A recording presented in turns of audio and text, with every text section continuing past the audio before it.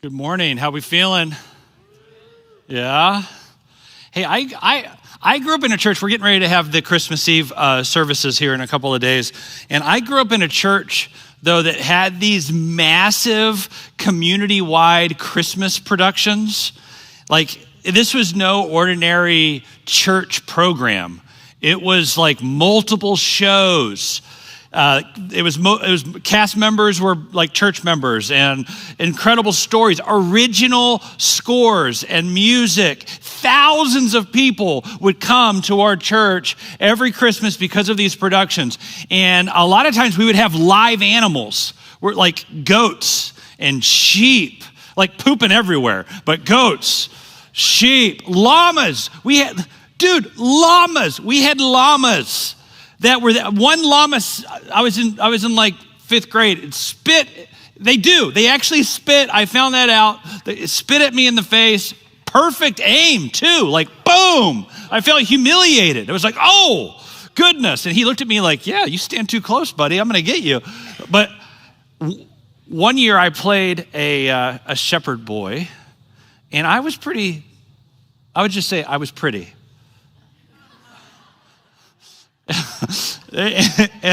and dude, that year in particular, there was this procession that came down the center aisle of the auditorium, and behind me was my favorite part of the procession. There were wise men riding camels behind me in this play. It was like the highlight of the entire play for me. We're watching, one of the wise men was my uncle, Dennis, on top of this camel, riding it down the center aisle of the church. It was quite a scene. It was an amazing scene. It was by far my favorite part of the production. Now, we've been in a series called The Characters of Christmas, and this morning, we're gonna be looking at the wise man, or more specifically, the magi is what the scriptures call them, magi. And so if you have a Bible, let's open it up to Matthew chapter 2. You can grab the Bible in front of you, the orange Bible app on your phone, or just, look at the screen, because I'm going to throw it up there too. But we're going to open up to Matthew chapter 2, and we're going to read about the Magi and King Herod and this incredible story, this epic story of people traveling from a distant land just to worship Jesus. It's quite a story. Matthew chapter 2, beginning in verse 1. Let's read. You can read quietly as I read aloud. After Jesus was born in Bethlehem in Judea, during the time of King Herod, Magi from the east came to Jerusalem and asked, "Where is the one who's been born King of the Jews? We saw his star, when it rose, and have come to worship him." Now, first, that word Magi, just so that we kind of get it, in the first century and before that, these were people with great wisdom and understanding and how to interpret the movements of the heavenly bodies. This was their primary thing. They also interpreted visions and dreams. And Matthew tells us that they came from the east. Some have speculated that perhaps they came from Persia, which would be modern day Iran. But most scholars think, and I think for very good reason, that this group of Magi who came from the east, they actually came from Babylon, which is modern day Iraq. If you heard of Babylon, you know Babylon? Yeah, I don't feel the energy. I don't feel the excitement. Like, Babylon, yes. I love that place. We vacation there all the time. Babylon, Daniel and the lion's den. Heard of that? That happened in Babylon. Shadrach, Meshach, and Abednego. That was Babylon. You ever seen the Three Stooges? Shadrach, Meshach, and Abednego. Shadrach, Meshach. Yeah? Okay. Just trying to jar your memory. Is it jar your memory? Jog your memory. Jog your memory? Who knows? But I'm trying to get your brain working. Mine's obviously not working.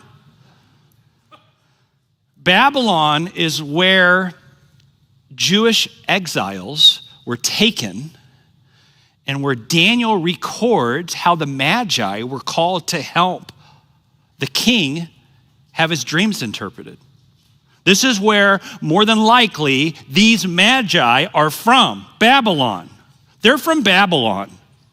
And it's not hard to imagine that Daniel, who he held prominent position in the kingdom of Babylon, but he also was very outspoken about his faith in the coming Messiah. He wrote about the coming Messiah. He prophesied 700 years before Jesus is born about some really specific things. So here we have these wise men coming from the land of their hero, Daniel, to witness and worship the boy king whom he wrote about. To worship the one who Daniel said would come and eventually redeem all things.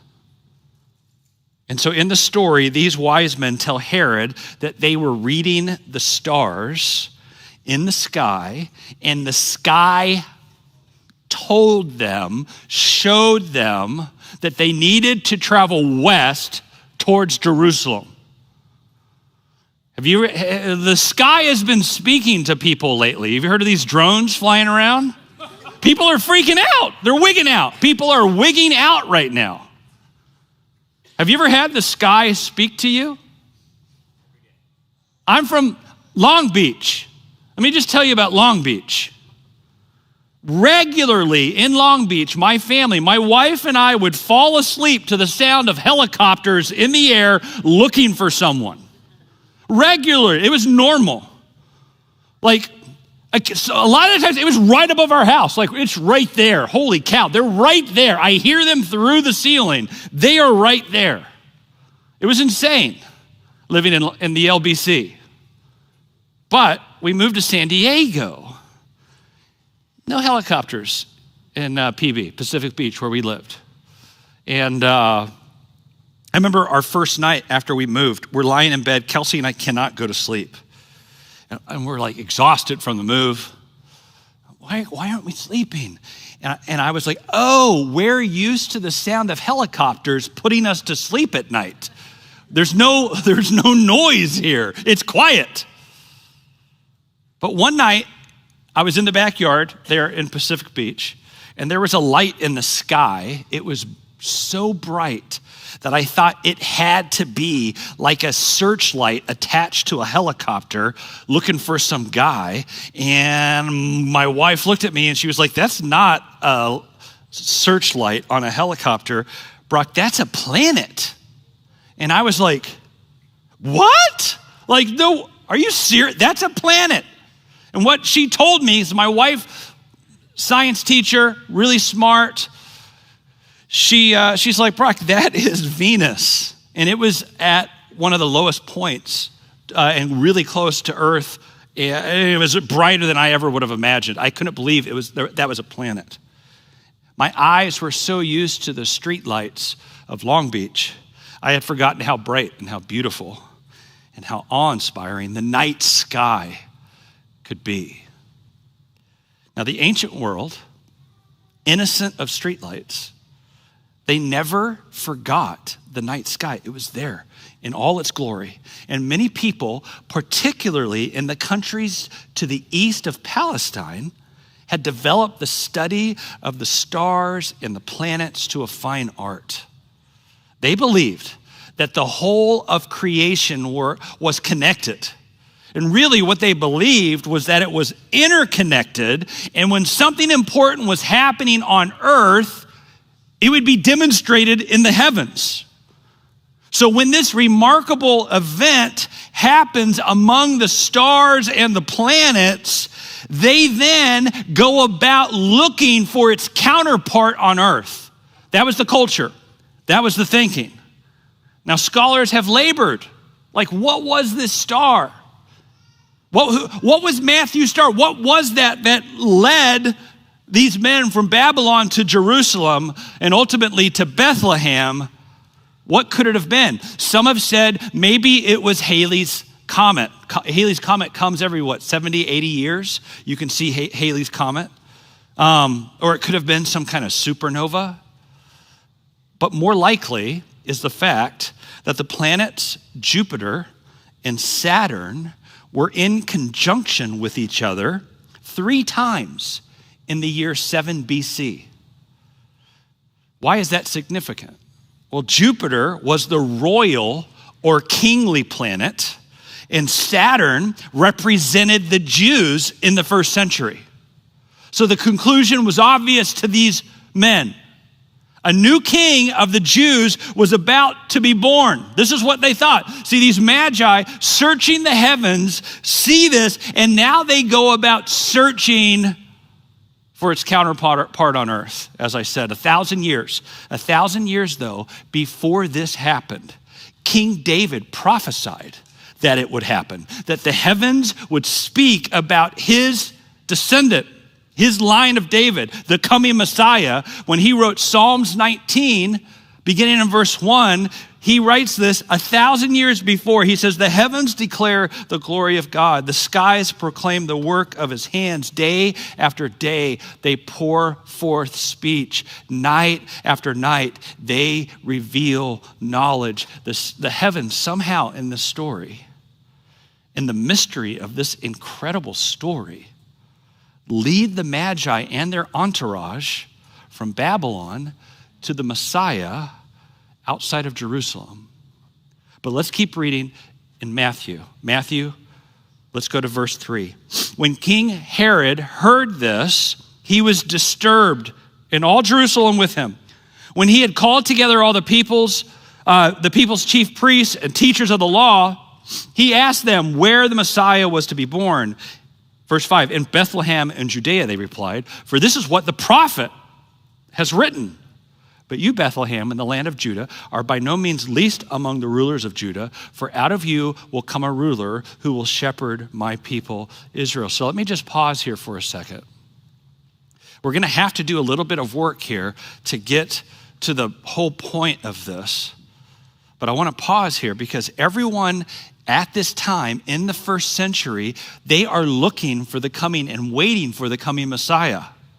Because of the prophecies, because of the ancient scripts and texts, they know about the time and they know the place. It would be in Bethlehem. But you've got to know, Matthew writing this is political dynamite.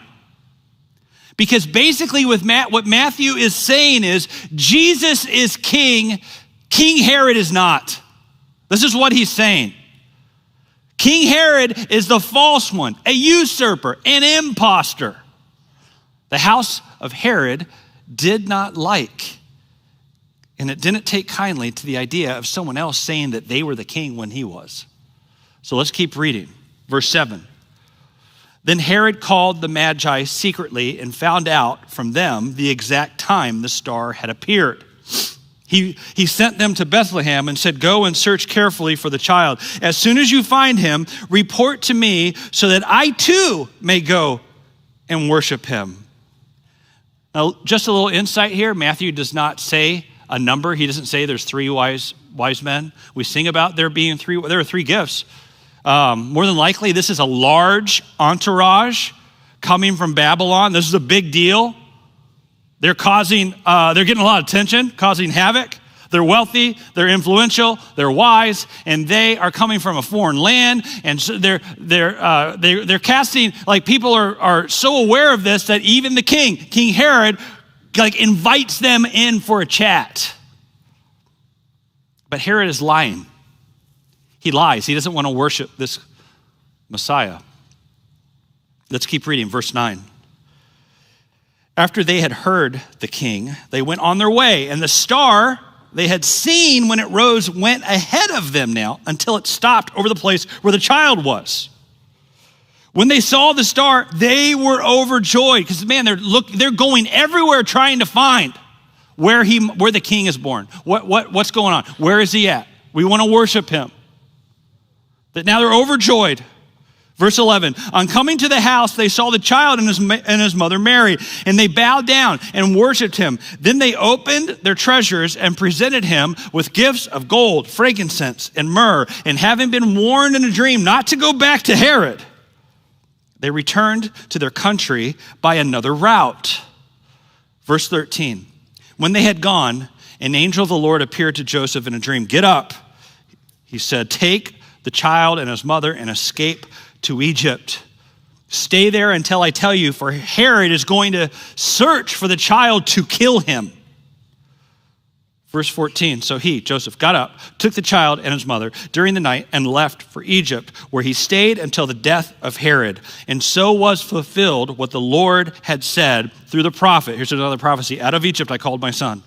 When Herod realized that he had been outwitted by the Magi, he was furious, and he gave orders to kill all boys in Bethlehem and its vicinity who were 2 years old and under, in accordance with the time he had learned from the Magi. Ooh. So I want you to really see this. I want us to truly see this. Herod is the bloodthirsty, brutal ruler of the Jews appointed by Rome. This is Herod the Great, who kept power by attacking and often killing his political rivals and his political enemies. He even killed members of his own family. He killed his father-in-law, which some of you are like, yeah, I get that. He murdered multiple wives. He killed 2 of his sons. He was cruel. He was paranoid. And he executed anyone who threatened his reign. This is Herod the Great. Now he takes aim at every single baby boy 2 years and younger. He's just hoping that one of those boys is the Messiah so he can kill him. Now imagine the entire nation of Israel. You got to put yourself in their sandals for a sec. The entire nation of Israel are praying and hoping for and doing whatever they can as a nation to ready themselves for the coming Messiah. They can hardly wait. They're poring over the text. They're in the temple. They're talking. This is the discussion. There's rumors that he was born. Shepherds said that he was born. They saw him. They worshiped him. Now wise men are coming. They're talking about it. Everyone is so excited. There's an anticipation in the air. And your king is killing all of the baby boys. See, the prominent and wealthy men from Babylon, they travel far and wide, not to sit at the feet of the one who sat on the throne in Jerusalem, but to bow before an infant in a house in Bethlehem. The stars in heaven didn't point them to Herod, but to Jesus. And this infuriates Herod to the point where he ends up killing thousands of little babies. This is an incredibly awful thought. It's hard to even fathom it. It's almost unthinkable. This is a brutal scenario. But the text tells us that after a fruitless inquiry and going to different temples, the star that had risen in the east suddenly appeared again, leading them to the exact house where Mary and Joseph and young Jesus lived. Jesus was, contrary to like plays and probably not an infant at this point, was no longer in the cradle. Judging by Herod's murderous edict, Jesus is probably a bit under 2 at this point. So even though the wise men, the Magi, miss Jesus' birth, it doesn't make this long journey of worship any less significant. They had scanned the skies and poured through the ancient text. They had plodded through deserts and made their way over mountains. They had knocked on doors and tiptoed into temples. These men and their entourage rode and walked and climbed their way from their home to a place completely foreign to them. And yet the journey of these wise men pales in comparison to the journey that Jesus makes, who had a longer trip, leaving the throne of heaven and coming to live among his people. This is why the Magi worship him. This is why they're consumed by him. These were men of the world, wise and cultured. They're sophisticated. They come expecting a young king on a throne, surrounded by servants, maybe surrounded by like the trappings of royalty. And what they found instead is a poor family in a quiet neighborhood. And to the unaware person, he seemed just like any other boy. But to open hearts, to seekers, they saw what the prophets wrote about. They saw what the angels serenaded, what Mary and Joseph understood. Their toddling in the manger was the Son of God. Mind-blowing. And so these prestigious men drop everything and offer the only right response to Jesus: worship. Worship. They had followed the star, and now they worship the one who hung the stars.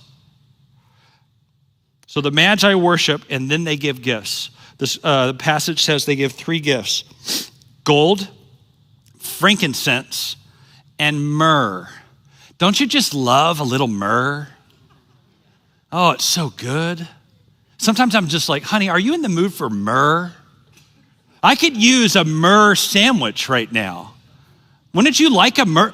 Honey, let's go over to Subway and get a myrrh a little MLT. Little MLT, you know, a myrrh, lettuce, and tomato sandwich when the myrrh is just nice and lean and the tomato is ripe. You know what I'm talking about, a myrrh sandwich. Okay, 3 gifts. 3 gifts. Some have suggested that the gold symbolizes Jesus' kingship. The frankincense symbolizes Jesus' deity. And the myrrh symbolizes Jesus' humanity. And what's interesting is that last gift, myrrh, why I make a spectacle out of myrrh. Jesus is given myrrh at the beginning of his life. And do you know that he's offered it again at the end of his life while he's hanging on the cross, being tortured as a kind of numbing agent? This painkiller myrrh is offered to him as he agonizes there on the cross, and he refuses it. Interestingly enough, after he dies, before his resurrection, his body is addressed with myrrh and embalming fluid. Begins with myrrh, ends with myrrh in John chapter 19. It's interesting. There's a lot in this passage that's very interesting, but you can't get sidetracked. You can't lose focus on what the passage is about. You got to keep your eye on the ball here because there's so many things happening in this story. Let's not get too distracted with all of the details. The point and theme of this story is worship. And not just any old worship, but costly worship. So 4.5 years ago, we moved to Chino. And we started a youth group. And I remember our first high school group, 1 student came. One kid. 1. We had four adult leaders and 1 kid. 1 kid. I left a church where we had 1,000 kids in our youth group. We launch a new ministry for 1 kid. And by the way, she loved it. When it grew, she was like, I like it the way it used to be. A few months later, we took kids to camp. We Airbnb'd a couple beach houses in San Diego and took 21 kids to camp. It's a banner year, 21 kids. And we had never worshiped as a youth group. We didn't have a worship leader at youth group. So the church didn't even have a worship leader who could come on our camp with us. So I flew out one of my daughter's college friends to lead us in worship at camp. Lead a bunch of kids who had never worshiped at youth group, and some had never worshiped at all. So this guy flies out. His name is Nolan, and he's leading worship. And I remember standing in the back behind the kids as they're worshiping, and I remember being like, "Oh, this is a waste of time." Like, have you ever been to like the most apathetic worship concert? You ever been like everyone singing song, we're singing songs, singing, we're singing songs. Hey, when are we gonna play games? Songs that we're singing these songs. And I'm in the back going, oh my God, our worship must be grieving the heart of God right now. Like, it was pathetic. It was awful. I was like, I'm tempted, like, we just cancel. Can we just not sing? Because this is pathetic. This is awful. This is like, can we all act like we're apathetic? Oh, we don't need to act that way. We are apathetic. Okay, great. Let's sing songs of apathy to the Lord. That's what it was like. You look at the Magi and their worship. It is not cheap worship. It costs them significantly. It's not casual. I thought there was talking happening. It's the aliens. The drones are here.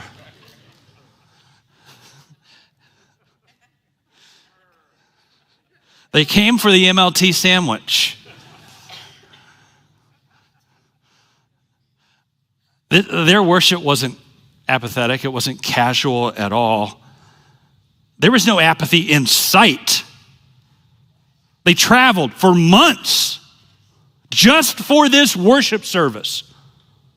Imagine traveling for months to attend a worship service. This is what they do. And when they get there, there is no apathy in sight. They are full of passion. Even though they get there and he is not who they expect. They worship him. Honestly, I feel convicted by that. Do you feel convicted by that? I feel like sometimes we come in here on Sunday mornings and we sing these amazing prayers. And it's just like flippant. We sing here on Sunday mornings and sometimes it's like there's no passion or excitement. There's no passion or excitement coming from you. Maybe no passion or excitement coming from me. And we're like, so we're singing songs. Where do you want to go for lunch? We're singing. We use that word worship to talk about singing. But ultimately, that word is not about singing. You know what it doesn't mean? Like, we shouldn't use that word to talk about sing. Worship really is, who am I going to bow to? That's worship. For many of us, we just kind of on a daily basis bow to ourselves. We worship ourselves. We bow to our own appetites, our own desires, our own pleasures. We bow to them. We worship them. We go, man, I'm just, whatever my body craves, whatever my body wants, I'm going after that. See, that's what we worship. We worship our appetites, our lusts, our greed, That's what we worship. Others of us worship things like popularity. Dude, we're gonna bow to what other people say or think. We worship popularity. We worship fame. Some of us just wanna fit into the culture, and so we worship the country, or we worship at the altar of money, manna. But have you ever been a part of a truly deep Jesus worshiping culture? Have you ever been in a worship service where you walk in the room and you immediately are aware that there is a presence in the room? That people's heads are lifted and there's a hunger within them, and it somehow rubs off on you, and now you're like drawn into there's this culture of worship. You ever been a part of something like that? If you were to come on a Wednesday night, now at our youth group, I feel like that's the direction we're heading. We can't seem to take our eyes off of Jesus. We're consumed with Jesus. That's worship. We bow to Jesus. We're obsessed with Jesus. You ever been a part of a culture like that? People know that I occasionally will fly to London. I'll go to London as much as I possibly can. And it's not because I like London. London's great, but there's a church there that started the ministry Alpha, which we run here at our church. And the church's name is Holy Trinity Brompton. And I'm not joking when I say that. This is post-Christian London, where Christianity isn't even on it's not even on the screen. Like, it's not even the thought of the culture. Like, it's already 100 years ago, 50 years ago, it was already dismissed. But there's this church, Holy Trinity Brompton, which has birthed many other churches, and these churches have this vibrant worship culture. These it's full of 20-somethings. All this church full of young people, these young Londoners who are hungry. Maybe they're agnostic, or even they're atheists. They don't believe in God, but they have this hunger. They hear about the buzz of this church. They walk in and immediately become aware of a presence. Their head is lifted, their eyes are open, their heart becomes softened. It's an insane thing. My wife and I flew there, and we attended a worship service one evening. They got rid of all the chairs so they could create space. And there were about 3,000 20-somethings, standing room only, pressed up against the stage and against each other just to worship Jesus. The worship band gets in front of us and says, "Hey, gang, we're not going to sing we're not singing old songs tonight. We're only singing new songs." And I like old songs. I mean, there are certain songs I'm like, can we just take that off the list? But for the most part, I like old songs. Have you ever been praying during a worship service? God, please don't let them repeat that line again. I can't handle it. Whew. There's this psalm that says, "Sing to the Lord a new song." So this band goes, we're going to live out this verse tonight, and we're just going to stand and wait for God to give us a new song, a new prayer to sing. And if you get a line, a theme, anything, come over to this person at the steps, tell them what it is. They'll walk it up to us. We're going to sing that prayer. But we're going to wait in silence. We may not sing a song the entire night, they said. We're just going to wait and see. And so 3,000 young people and my wife and I just hold our hands like this for about 5 minutes of silence. And the presence of the Holy Spirit was so thick. I think of this entourage of people from Babylon walking into the home of Mary and Joseph and just overwhelmed with the presence of Jesus.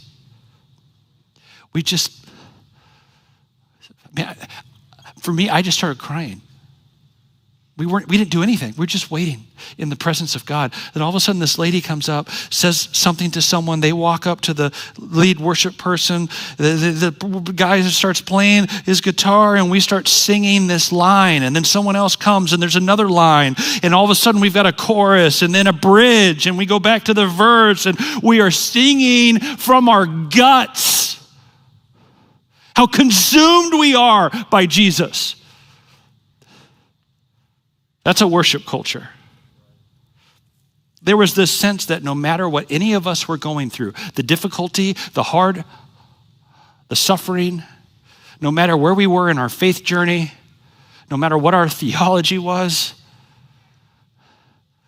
we're going to sing new prayers, new worship, holy worship, set apart worship to our God. And let's be honest, these wise men, they walk in and Jesus is not who they thought they would find. He was not on a throne, but in a poor hut. He wasn't covered in jewels. He was covered in like dirt.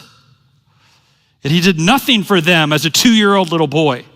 They just gave him worship because of who he was. Do you catch this? He had done nothing for them.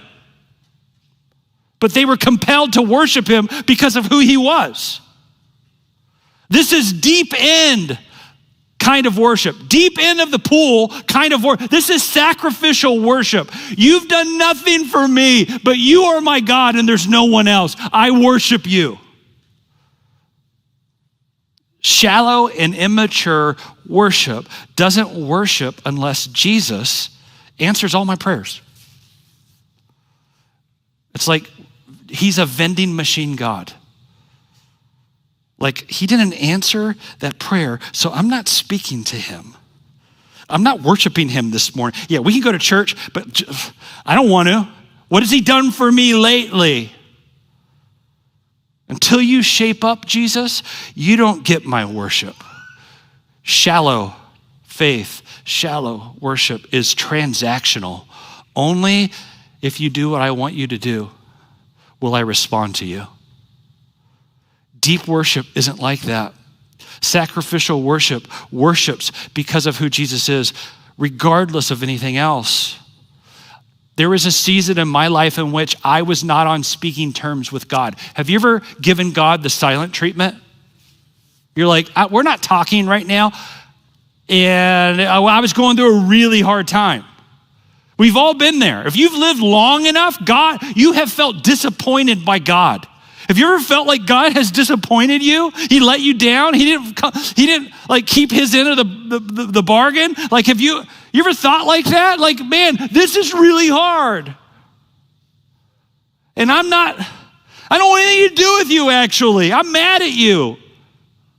And I remember my mom, knowing I was going through this, came to me and she said, Brock, are you just gonna wait to worship until he answers you or until this horrible thing resolves itself? My mom's like, no, Brock, don't wait. Brock, we worship through the storm. We worship through the struggle. That's deep worship. That's connected worship. We worship Jesus, who is called Emmanuel, God with us, who goes with us through this broken world. He is with us, and we turn to him. He is with me in the midst of the hardship, and so I turn to him. I look at him. My focus is on him. Revelation describes these beasts around the throne of Jesus. And these beasts, dude, they're scary. They are scary. They have wings, eyes under the wings, above the wings, eyes all over. There's different lion head and bird body, crazy beasts. These are scary beasts. If all of a sudden that ceiling opened up right now and one of these beasts came down, you and I would freak out. Probably a little pea would come out. I'm telling you. You would be like, oh my God, you couldn't take your eye off that beast. And the Revelation says that those beasts, Day and night and day are like, do you see Jesus? They sing holy, holy, like they're just so overwhelmed. They can't get over Jesus. Night and day, they sing holy, holy. Do you see? Don't look at us. Why are you looking at us? Look at him. Do you see him? Worship. Worship. Man, that's my heart. That's what I long for. Dude, I am preaching this morning. Are you feeling that? Amen all by myself. I want to say to Jesus, I will worship you no matter what. I'm not just going to be a good time worshiper.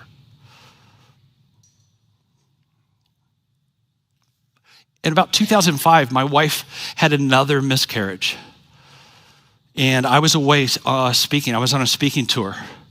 And I wasn't there for the majority of the miscarriage. And I flew back on a Saturday night. We went to church the next morning, and she was still bleeding out. So we're in the midst of her. This was a gnarly one. Excuse me. And we're in church. I'll never forget this. I was tired. I'd been traveling. I'm standing next to my wife in this worship service, and our worship band starts leading this song, Blessed Be Your Name. And I'm just mindlessly singing this song while my wife next to me has been bleeding for days and is continuing to bleed out, miscarrying as we speak. Shocking she was even at church. And I'm not even thinking about it. I'm just kind of brain dead. The band starts singing, Blessed Be Your Name. When I'm found in the desert place, though I walk through the wilderness, blessed be your name. Blessed be your name. On the road marked with suffering, I will bless your name. Though there's pain in the offering, blessed be your name. And the bridge goes, you give and take away. You give and you take away. My heart will choose to say, blessed be your name. And we're just singing this song. I'm mindless. And I turn to my wife, and she is singing through gritted teeth with quiet tears streaming down her cheeks. You give and take away. I choose to worship you even in the midst of overwhelming disappointment, crushing disappointment. That's deep end kind of worship. There's a deep and profound worship that's so meaningful. And here's the reality is that as we worship through the difficulty, it changes us forever. These men are changed forever when they worship this Jesus, who is not who he thought they would be. The honest truth, man, I long for my life to be worship. It's what what is the longing of your heart? Are you tired of the apathy that's just been like living there, like that's just been like oppressive on your shoulders? I want my whole life, I want it to be a response to who Jesus is. That's what I want. Because here's the truth. Sacrificial worship is all about admitting. It starts with admitting, I don't have it figured out. I don't know even what's right. I don't know what to do in this situation. So I'm going to come under your leadership. I'm going to bow my life to you. Your ways are better than my ways. I choose to worship you even in the midst of this difficulty. I choose you. That's worship. Think about the journey this entourage made just to find Jesus. Now, how did God work in the twists and turns of your life to bring you to his son? What a thought. What a thought.